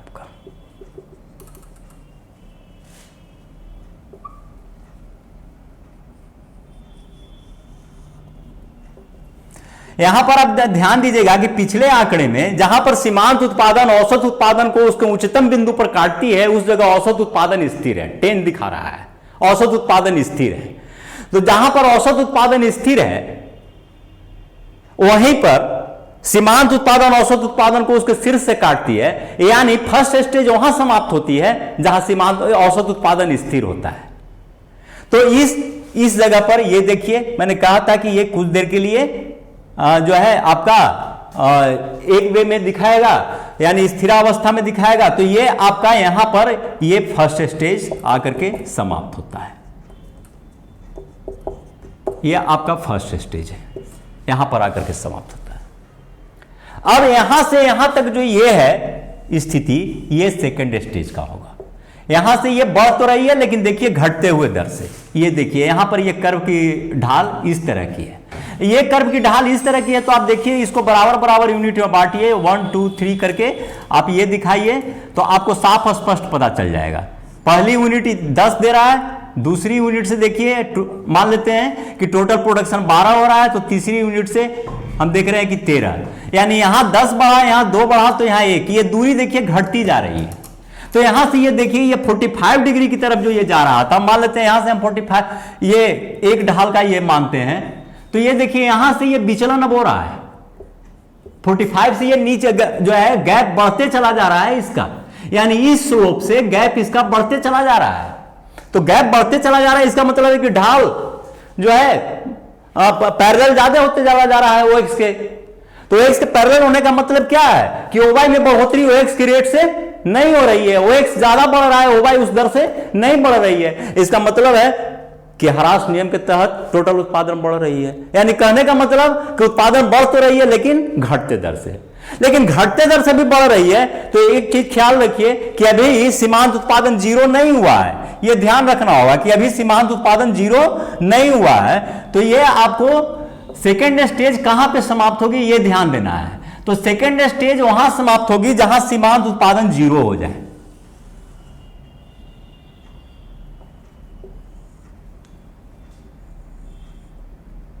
यानी यहां ये देखिए, क्योंकि जब तक सीमांत उत्पादन धनात्मक होगी टोटल उत्पादन बढ़ती जाएगी, जब तक सीमांत उत्पादन धनात्मक होगी टोटल उत्पादन बढ़ती जाएगी। सीमांत उत्पादन जहां शून्य होगी टोटल उत्पादन स्थिर हो जाएगी, क्योंकि आपने 48 दो जगह देख लिया था कि एक 48 है और यहां भी 48 है। तो ये देखिए ये पॉइंट पर भी हम 48 ले लेते हैं और ये पॉइंट पर भी टोटल प्रोडक्शन 48 और यहां पे सीमांत उत्पादन 0। इसके बाद यदि हम परिवर्तनशील साधन लगाते हैं तो उत्पादन बढ़ने के बजाय घटती जाती है, देखिए। और ये चला जाता है ऋणात्मक एमपी में, यहां आकर के टच करता है, निगेटिव एमपी आ रहा है। जैसे 7वीं के बाद 8वीं और 9वीं इकाई में आपने देखा था कि ऋणात्मक उत्पादन दे रहा है। तो ये जो यहां से यहां तक है, जहां पर औसत उत्पादन सबसे हाईएस्ट होता है फर्स्ट स्टेज, जहां पर टोटल उत्पादन सबसे हाईएस्ट होता है सेकेंड स्टेज, और जहां पर टोटल उत्पादन घटने लगता है ये थर्ड स्टेज, तीसरी अवस्था है। ये 3 अवस्थाओं की बात है इस उत्पत्ति ह्रास नियम के अंतर्गत, परिवर्तनशील अनुपातों के नियम के माध्यम से, और एक फैक्टर का हम प्रोडक्शन जानने के क्रम में इस चीज को जान पाते हैं कि यदि अन्य साधनों को स्थिर रखकर सिर्फ एक साधन की मात्रा को बढ़ाते जाएं तो वैसी अवस्था में 3 स्थितियां आएगी। पहली स्थिति यह होगी कि पहली स्थिति वहां समाप्त होती है जहां सीमांत उत्पादन तो घटने लगता है लेकिन औसत उत्पादन अपने शीर्ष अवस्था पर रहता है। इस कारण उसको फर्स्ट स्टेज कहते हैं, क्योंकि औसत उत्पादन वहां घटती नहीं है, अपनी शीर्ष अवस्था पर होती है और स्थिर हो जाती है, और उस जगह पर औसत उत्पादन और सीमांत उत्पादन बराबर होते हैं। चूंकि मैं फिर कह दे रहा हूं कि ह्रास नियम को ही परिवर्तनशील अनुपातों का नियम माना गया है, ह्रास नियम के अंतर्गत ही इसकी व्याख्या की गई है। चूंकि औसत उत्पादन बढ़ते हुए अपने शीर्ष पर जाता है, अतः यह ध्यान दीजिए कि ह्रास यह जो है सीमांत उत्पादन यहां घटती हुई अवस्था में आती है। जैसे इस बिंदु से इस बिंदु तक देखिए, यह फर्स्ट स्टेज यहां खत्म होता है, इस कारण यह ह्रास नियम के अंदर ही आएगा, क्योंकि सीमांत उत्पादन घटती हुई है। तो फर्स्ट स्टेज घटती हुई सीमांत उत्पादकता के उस बिंदु पर समाप्त होता है जहां वह चढ़ती हुई औसत उत्पादन के बराबर होता है। सेकेंड स्टेज औसत उत्पादन के शीर्ष बिंदु से कुल उत्पादन की शीर्ष बिंदु तक की अवस्था, इनकी याद करने के लिए इससे बढ़िया तरीका आपको शायद ही मिले। औसत उत्पादन के शीर्ष बिंदु से कुल उत्पादन के शीर्ष बिंदु तक की अवस्था को हम सेकेंड स्टेज कहेंगे, जिसमें उत्पादक प्रायः काम करते रहते हैं, उसके आधार पर अपनी लाभ हानि की गणना करते रहते हैं। आप यहां देखिए, ये आपका फर्स्ट स्टेज खत्म हो रहा है, इसके बाद फर्स्ट स्टेज यहां खत्म होता है और यहां आकर के सेकंड स्टेज खत्म होता है। फर्स्ट स्टेज यहां खत्म हो रहा है तो यहां एपी हाईएस्ट है, और एपी हाईएस्ट है और खत्म कहां होता है, तो वहां जहां टीपी हाईएस्ट है 48 पर है। यानी हम ये आराम से कह सकते हैं कि सेकंड स्टेज औसत उत्पादन के शीर्ष बिंदु से शुरू होता है और कुल उत्पादन के शीर्ष बिंदु पर समाप्त हो जाता है। या अब हमको लगता है कि आपको कोई झिझक इसमें नहीं होगी अगर इसमें एक लाइन और जोड़ दें कि जहां सीमांत उत्पादकता 0 हो जाती है, मार्जिनल प्रोडक्टिविटी 0 होती है। तो सेकेंड स्टेज का निर्धारण कैसे करेंगे? जहां एपी शीर्ष पर हो वहां से लेकर के टीपी तक की रेखा की भाग यानी वक्र का भाग जो है आपका सेकंड स्टेज में आएगा और उस जगह पर एमपी मार्जिनल प्रोडक्टिविटी 0 होगी। इस तरह से आप इसका निर्धारण कर सकते हैं। थर्ड स्टेज वहां से शुरू होगा जहां टीपी सर्वोच्च है और एमपी निगेटिव में चला जाता है। टीपी सर्वोच्च से शुरू होगा और एमपी निगेटिव तक जाएगा। यानी हम यह कह सकते हैं कि कुल उत्पादन के वक्र का वह भाग जहां से कुल उत्पादन नीचे की ओर झुकने लगती है वह थर्ड स्टेज है। अब हम समझते हैं कि ये पूरे ग्राफ से आपकी सारी जो है चीजें क्लियर हो गई होगी। अब हम देखते हैं कि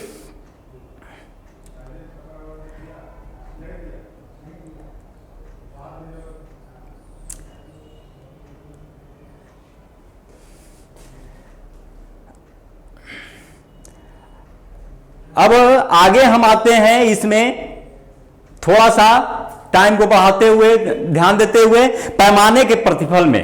पैमाना का प्रतिफल क्या है? पैमाने के प्रतिफल अब तक जो हमने अध्ययन किया वो अल्पकाल के बारे में अध्ययन किया। अब हम दीर्घकाल के बारे में अध्ययन करेंगे। दीर्घकाल में क्या होता है? अल्पकाल में आपके पास इतना समय नहीं होता है कि सारे साधन को आप चेंज कर सकते हैं, लेकिन दीर्घकाल में आप सारे साधन को चेंज कर सकते हो। जब सारे साधन को चेंज कर देते हो, इसका मतलब क्या है कि उत्पादन के जो आपके पास संयंत्र थे वो संयंत्र ही आप परिवर्तित कर दे सकते हो। यानी एक कारखाने की जगह पर 2 कारखाने लगा देंगे। 1 एकड़ जमीन की जगह पर 2 एकड़ जमीन हमको रखने की समय है, इतना कैपेसिटी है, तो इसको हम कहते हैं पैमाना। यानी जिस आधार पर आप चल रहे थे वो आधार ही आपकी बदल गई। पैमाना मापन को कहते हैं, ठीक है, यानी आपका माप ही बदल जाता है उत्पादन का। कहने का मतलब कि अगर शुरू में आप 1 श्रम और 2 पूंजी से काम कर रहे हैं, तो आप 2 श्रम और 4 पूंजी कर दिए तो पैमाना आपका दुगना हो गया, तो आपका पैमाना ही चेंज हो गया ना। तो पैमाना चेंज हो गया तो उसके अनुसार उत्पादन में क्या परिवर्तन होता है, इसको बोलता है पैमाने का प्रतिफल। और चूंकि दीर्घकाल है, इसमें तमाम साधन चेंज होते हैं, इस कारण पैमाना बदल जाता है, तो इसका नाम पड़ा पैमाने का प्रतिफल। इसके अंदर 3 नियम है। ये 3 नियम है, इनकी increasing returns to scale, diminishing returns to scale and constant returns to scale. पैमाने का बढ़ता प्रतिफल, पैमाने का घटता प्रतिफल और पैमाने का स्थिर प्रतिफल। ठीक है, पैमाने का बढ़ता प्रतिफल का मतलब क्या है कि जिस हिसाब से हम पैमाने में परिवर्तन किए उससे ज्यादा अनुपात से उत्पादन में परिवर्तन हो जाए। जिस अनुपात से हम पैमाने में परिवर्तन करें उससे ज्यादा अनुपात में उत्पादन में परिवर्तन हो जाए तो बढ़ता प्रतिफल। जिस अनुपात से हम पैमाने में परिवर्तित करें उसी अनुपात में यदि उत्पादन में परिवर्तन हो तो पैमाने का समान प्रतिफल। जिस अनुपात से पैमाने में परिवर्तन करें उससे कम अनुपात में यदि उत्पादन में परिवर्तन हो तो पैमाने का ह्रासमान प्रतिफल। इन तीनों को आप बहुत आसानी से देख सकते हो रेखा से और जो है आंकड़ा से आप बिल्कुल समझ लोगे, ये बहुत ही आसान है। इसमें जो टफ था वो लॉ ऑफ वेरिएबल प्रोपोर्शन ही था जिसको हमने अभी बताया, और अगर नहीं समझ में आया उसमें आया होगा तो आप निश्चित तौर पे उसको कमेंट बॉक्स में हमसे पूछो, हम उसको क्लियर करेंगे। हो सकता है ऐसा भी प्रॉब्लम आता है कि हाँ कुछ चीजें ऐसी हुई होगी जो छूटी हुई होगी और आप पूछे तो मैं उसका जवाब निश्चित तौर पे भेज दूंगा। ठीक है, क्योंकि ये क्रैश कोर्स है और कम समय में हमको बहुत सारी चीजें पढ़ाना है और आपको पता है कि ये कठिन विषय है और ये मेरे लिए एक तरह से आप सबको बताने के लिए एक चुनौती के समान है। तो मैं यही कोशिश करता हूं कि कम से कम समय में आपको अधिक से अधिक दे सकूं। अब इसको आप देखिए पैमाने के प्रतिफल में, ये ध्यान दीजिए। यहां पर हम मान लेते हैं कि उत्पादन के सिर्फ 2 ही साधन है। सपोज दैट उत्पादन के सिर्फ 2 ही साधन है जिसमें एक पूंजी है और दूसरा श्रम है। फर्स्ट पूंजी है और दूसरा श्रम है, बस यही 2 साधन से। और चूंकि ये दीर्घकालीन है तो सारे साधन परिवर्तनशील हो जाएंगे। तो ये पूंजी और श्रम के दोनों को मिला करके हम एक संयोग बनाते हैं कि ए संयोग, अब इधर लिख देते हैं संयोग, तो संयोग ए। तो संयोग ए में आप देखिए पूंजी प्लस श्रम हम रखते हैं 1 + 2 बी 2 + 4 3 4 + 8 4 16 जो है 8 + 16 5 16 + 32 6 32 + 64 और जो है इस तरह से ए बी लेकर के चले हैं। तो चलिए हम फिर डिजिट पर आ गए। ए बी में ही रखिए C D E and F. अब आगे हम ले लेते हैं जी 64 प्लस हम कर देते हैं 128। अब यहां एक चीज आप ध्यान दीजिए, ये क्या हो रहा है, पैमाना चेंज हो रहा है। आपका पैमाना चेंज कैसे हो रहा है, हर अगला पैमाना संयोग ए संयोग बी से ठीक डबल है। यहां देखिए 1 पूंजी और 2 श्रम है, या 2 पूंजी और 4 श्रम है, दोनों डबल, पूंजी भी डबल और श्रम भी डबल, यानी दुगना पैमाना बता रहा है। सी संयोग बी से दूना है, बी में 2 तो सी में 4, बी में 4 तो सी में 8, यानी हम कारखाने डबल कर दिए हैं। डी में इसी तरह सी से दूना, ई में डी से दूना, इस तरह हम पैमाने बढ़ाते जा रहे हैं। अब एक साधारण नियम कहता है कि उत्पादन भी उसी दर से बढ़ते जाता, लेकिन घटना क्या घटती है ये देखिए। कुल उत्पादन हम यहां दे देते हैं टीपी को। तो टीपी क्या है कि यहां पर संयोग ए से जिसमें 1 + 2 है 100 यूनिट प्रोडक्शन करता है, बी में 250 यूनिट प्रोडक्शन करता है, सी में हम देखते हैं कि 600 यूनिट प्रोडक्शन करता है, डी में 1200 यूनिट प्रोडक्शन करता है, ई में 2400 यूनिट प्रोडक्शन करता है और एफ में आपका 4000 यूनिट प्रोडक्शन करता है और जी में 7000 यूनिट्स प्रोडक्ट करता है। अब ये देखिए यहां से आप ये ध्यान दीजिए, ये 600 तक, 100 से 250 यानी कितने का अंतर पड़ा, 150 का, और 250 से 600 अंतर पड़ गया आपका 350 का। अगर हम डबल किए थे तो ये 100 से बढ़ के 200 होना चाहिए था ये भी, और ये 200 से 400 या 250 से 500। चलिए, लेकिन यहां हम क्या देख रहे हैं कि जिस अनुपात में पूंजी हम श्रम में परिवर्तन कर रहे हैं उससे ज्यादा अनुपात में उत्पादन में परिवर्तन हो रहा है। तो यहां से यहां तक की जो ये पार्ट है इसको हम कहेंगे वर्धमान प्रतिफल। ओके, समझ में आ गया होगा। अब देखिए 600 से 1200, यहां तक ले लीजिए 2400, 4 से 8 600, डबल किए 1200 यानी 600 बढ़ा, फिर डबल किए 1200 से 2400, यानी जिस अनुपात में ये साधन को दूना कर रहे हैं तो उत्पादन भी दूना हो जा रहा है। तो 600 से लेकर 2400 के बीच में क्या हो जा रहा है? समान प्रतिफल। आगे 2400 से 7000 के बीच में देखिए, 2400 से 7000 के बीच में क्या आपका आ रहा है? डबल किए तो होना चाहिए था 4800, 4800 न बढ़ के कितना हो रहा है? 4000, यानी सिर्फ 1600 बढ़ रहा है। अगला में 4000 से 8000 आना चाहिए था, 8000 ना आकर के 7000 आ रहा है, मीन्स 3000 बढ़ रहा है। बढ़ तो रहा है लेकिन घटते दर से, तो इसको हम कहते हैं ह्रासमान प्रतिफल। यही 3 पैमाने का प्रतिफल है। इन तीनों को आप रेखा से आसानी से दिखा सकते हैं। एक ही रेखा पर मैं यहां बतला दे रहा हूं। ये देखिए, ये लीजिए, ये लीजिए और ये ले लीजिए। यहां ए बी सी डी, पहला में फर्स्ट यूनिट हम यहां लेते हैं, ठीक है, इतनी ही दूरी पर सेकेंड यूनिट लेते हैं और इतनी ही दूरी पर थर्ड यूनिट लेते हैं। ये देखिए, मान लेते हैं जैसे यहां बड़ा अंक है तो उतना बड़ा मेरा ग्राफ नहीं है, ठीक है, तो सपोज दैट हम ले लेते हैं, चलिए यहां 100, ये 250 और ये ले लेते हैं 600। लेकिन आप ये ध्यान दीजिए कि ये जो दूरी है, ये दूरी तो उससे बड़ा है और ये दूरी उससे बड़ा है। तो पहला यूनिट अकेले जहां 100 प्रोडक्शन देता है, दूसरा यूनिट 100 से तो अधिक दे रहा है और तीसरा यूनिट इससे अधिक दे रहा है। तो यहां से यहां तक ए से बी तक पैमाने के वर्धमान प्रतिफल। लेकिन फिर देखते हैं कि तीसरा के बाद चौथा और पांचवा यूनिट जो है वो बराबर दर से अकेले अकेले प्रोडक्शन दे रहा है। कहने का मतलब अब यहां पर थोड़ा सा आपसे मिस्टेक होगा। मिस्टेक क्या होगा कि मैं जिस तरीके से ग्राफ पर समझा रहा हूं आप इससे इसको मिलाने की कोशिश कीजिएगा। नहीं, इसको उसी हिसाब से बांट के मिलाइए। जैसे यहां पर मैं क्या कर रहा हूं, ये ध्यान दीजिए, समान में ज्यादा आसानी से समझ में आएगा। 4 से 8 पर 600 और 8 से 16 पर 1200। 1200 तो तब हुआ ना जब ये दो डबल हुआ। अगर हम इस 1200 को आधा कर दें तो 600 रहेगा, यानी पूंजी को भी, पूंजी और श्रम को भी आधा कर दे और टीपी को भी आधा कर दे तो 600 के 600 रह जाएगा।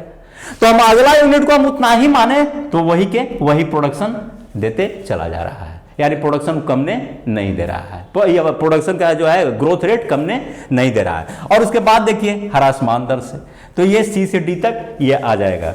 चलिए अब ये क्यों लागू होता है, ये ध्यान दीजिए। वर्धमान प्रतिफल तो सबसे पहले तो श्रम विभाजन होता है।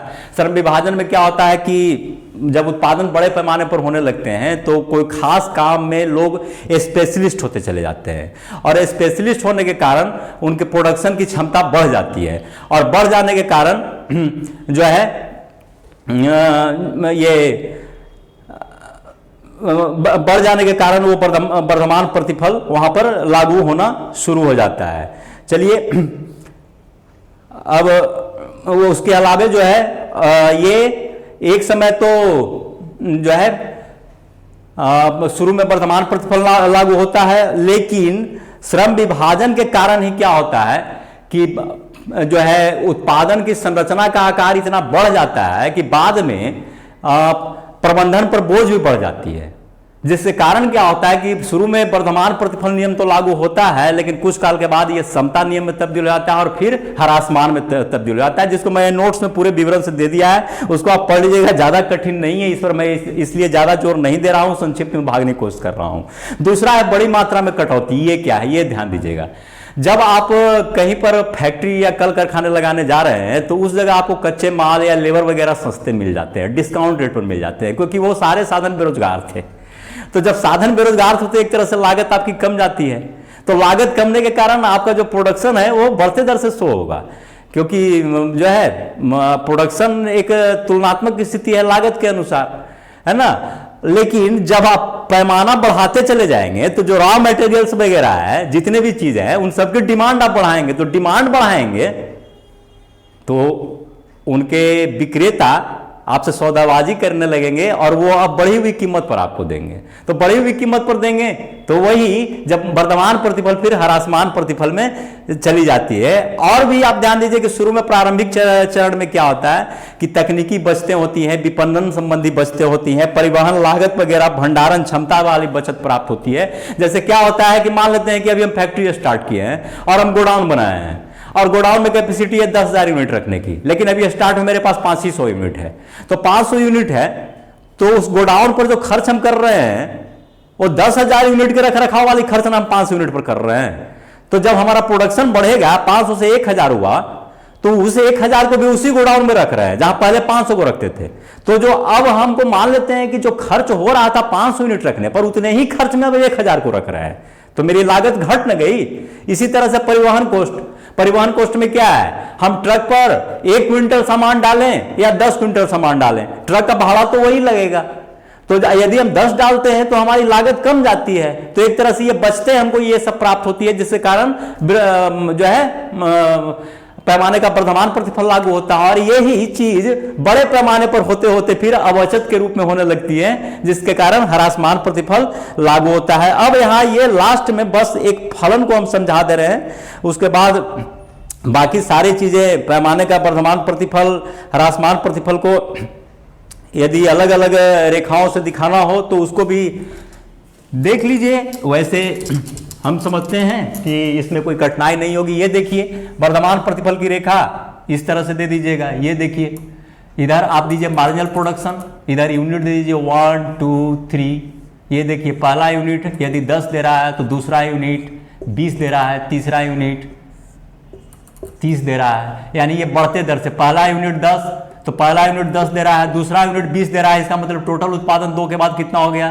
30, तीसरा 30 दे रहा है तो टोटल उत्पादन में कितना हो गया 30 30 60। तो ये वर्तमान प्रतिफल का है, यानी ऊपर की ओर चढ़ती हुई रेखा। समान प्रतिफल OX के समानांतर जाएगा, पहला यूनिट भी 10, दूसरा भी 10, तीसरा भी 10। यानी पहला पर यदि टोटल उत्पादन 10 है तो दूसरा पर 10 10 20 हो जाएगा, तीसरा पर 30 हो जाएगा। तो जिस अनुपात से ये बढ़ रहा है उसी अनुपात से हम क्या कहेंगे कि उत्पादन भी बढ़ रहा है, तो ये समता नियम। और ह्रासमान प्रतिफल इस तरह की हो जाएगी, पहला यूनिट 10, दूसरा यूनिट 8, तीसरा यूनिट 6, पहला 10, दूसरा 8, तीसरा 6। तो हम यही कहेंगे कि पहला से टोटल उत्पादन 1 लगाने पर 10 हुआ था, 2 लगाने पर 18 और 3 लगाने पर 24। तो यहां बढ़ तो रहा है लेकिन घटती दर से। यह ह्रासमान प्रतिफल का होगा। यही तीनों रेखा को उसमें जोड़ देना है। अब सिर्फ लास्ट में एक हम फलन समझा के ये क्लास का एंड करेंगे, ठीक है। तो उस फलन को देख लीजिए थोड़ा सा, यहां पर एक आता है इस तरह का क्वेश्चन आपको आ सकता है दीर्घ उत्तरीय में, तो उसको ध्यान दीजिएगा।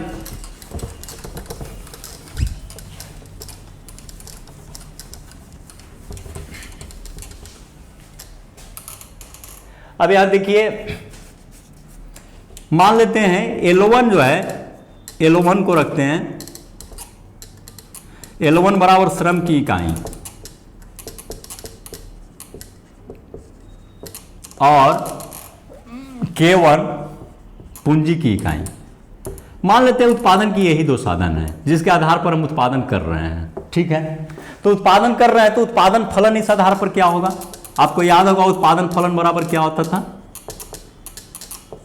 उत्पादन फलन क्या होगा, तो उत्पादन फलन प्रोडक्शन के लिए हम बाई को सूचित करते हैं। तो by is the function of क्या हो जाएगा, किसका किसका, L1 एंड K1। क्यों, क्योंकि मैंने यही 2 उत्पादन के साधन माने हैं, ठीक है। अब मान लिया कि फर्म जो है दोनों के रोजगार स्तर में वृद्धि कर देती है।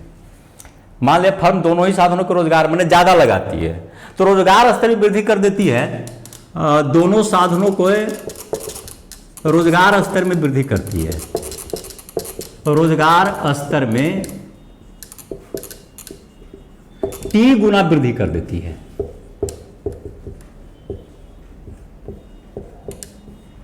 तो जाहिर है कि ज्यादा श्रम एवं पूंजी लगाने पर उत्पादन ज्यादा होना चाहिए।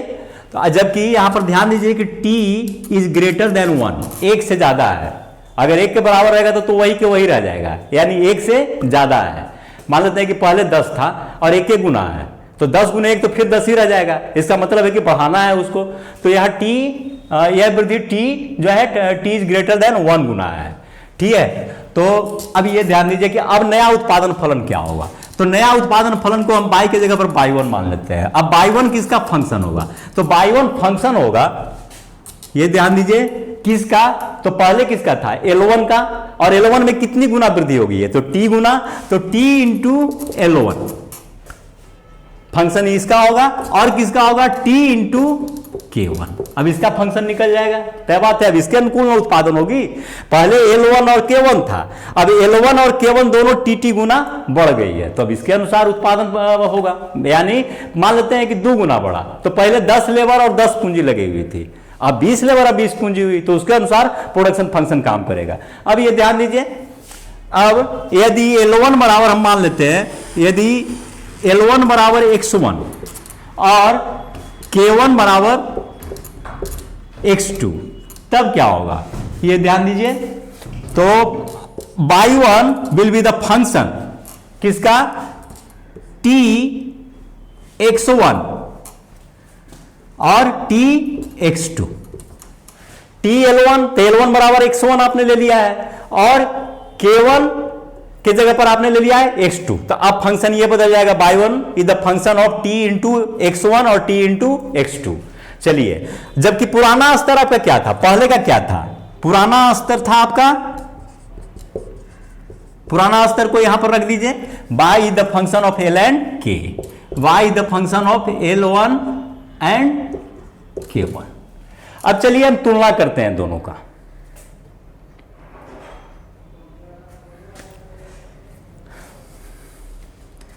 तो जब पुराना स्तर आपका ये था कि y is the function of L1 और K1, तो L1 और K1 को हम सब्स्टिट्यूट यदि x1 और x2 से करते हैं, तब पुराना स्तर ये बनता आपका y is the function of x1 and x2। ये पुराने स्तर के हिसाब से आया, नए स्तर के हिसाब से आ गया ये ध्यान रखिए। पुराने स्तर के हिसाब से यहां पर सब्स्टिट्यूट किए, L के जगह पर x को और K के जगह पर x को, और ये इसमें t से गुना करने पर आपका नया स्तर आया, ये पुराना स्तर है। अब दोनों को तुलना कीजिए, अब तुलना करने पर 3 संभावनाएं आपकी आ जाएगी। 3 संभावनाएं क्या क्या आएगी, ये ध्यान दीजिए। पहला संभावना आएगी फंक्शन tx1 और tx2, t इंटू x2, ठीक है, बराबर t इंटू फंक्शन x1 और x2। यानी tx1, आप ये ध्यान दीजिए कि tx1 कहां था, तो tx1 आपका नया है और पुराना है आपका x1 और x2, तो पुराना x1 और x2, ठीक है। इसमें t गुना वृद्धि, अब t गुना दोनों के रोजगार में t गुना वृद्धि किए तो हमारा प्रोडक्शन ये आ गया, ठीक है। तो ये कहता है कि पुराने में अगर इतना गुना वृद्धि किए तो उसी हिसाब से नया उत्पादन आ जाना चाहिए। तो यदि उसी हिसाब से नया उत्पादन आता है तो बराबर हो जाएगा, तो बराबर जब दोनों हो जाएगा तो इसका मतलब है कि समान प्रतिफल लागू होगी, ये पहला, ठीक है।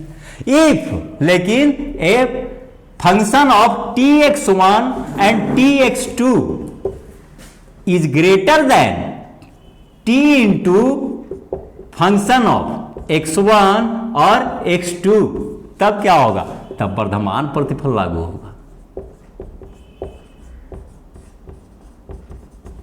यदि हम मान लेते हैं कि जो है नया हमारा प्रोडक्शन फंक्शन ये है, ये वाला है, और पहले के जो था उसमें हम t से गुना कर देते हैं, तो यदि पहले के अनुसार जो उत्पादन हो रहा था उसका t गुना इसके t गुने से कम रह जाता है, तो इसका मतलब है कि वर्धमान प्रतिफल लागू हो रहा है। अब यही तीसरी स्थिति आ जाएगी, tx1 tx2 is less than t into function x1 and x2, तो ह्रासमान प्रतिफल।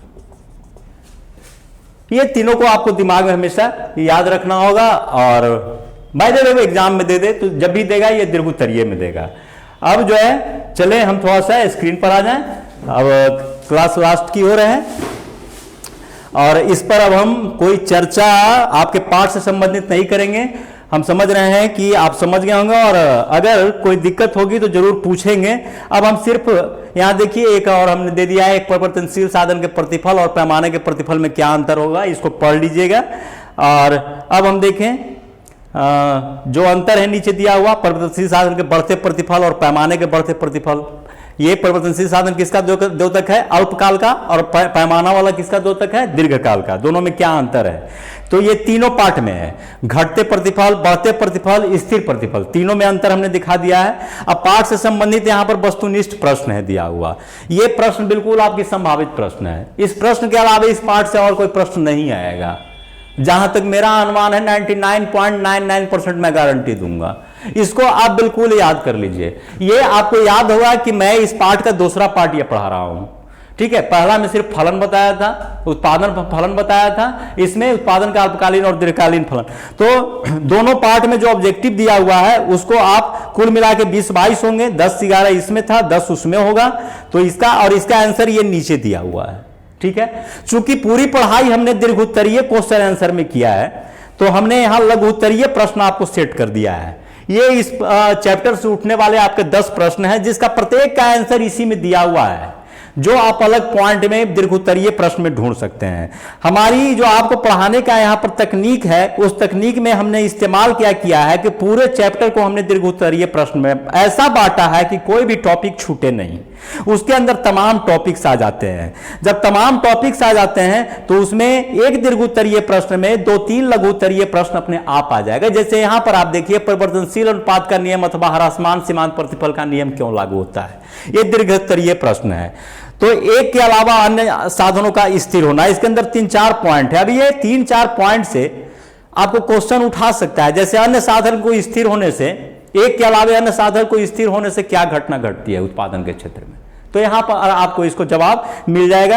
या हम कहीं और पर भी देखते हैं, सबसे फर्स्ट हम उठाते हैं, उससे आपको ज्यादा आसानी से समझ में आ जाएगा। ये ध्यान दीजिए, जैसे शुरू में हमने लिया था, ये देखिए उत्पत्ति ह्रास नियम को सामान्य तालिका से समझाएं। तो सामान्य, तो उत्पत्ति ह्रास नियम क्या है, सिर्फ इतना ही पूछेगा, तो आप इसकी परिभाषा दे दीजिए, उत्पत्ति ह्रास नियम क्या है, जो ये हमने ऊपर दिया है, ये प्रोफेसर मार्शल के शब्दों में, यदि कृषि कला में, तो इस तरह से आपको ढूंढ के निकाल लीजिए इसमें से। तो हर जगह यहां पर मान लेते हैं कि कोई ये पूछ दे कि क्रमागत उत्पत्ति ह्रास नियम को रेखा से समझाइए लघु उत्तरीय में, तो लघु उत्तरीय में रेखा देकर, एक डेटा देकर के रेखा सिर्फ दे दीजिए, हो गया लघु उत्तरीय का मेरा आंसर। तो इस तरह से हम समझते हैं कि आप सब ढूंढ लेंगे। और काफी क्लास का पीरियड लंबी हो चुकी है, अतः अब हमको क्लास समाप्त करने की इजाजत दी जाए। आगे के लिए धन्यवाद।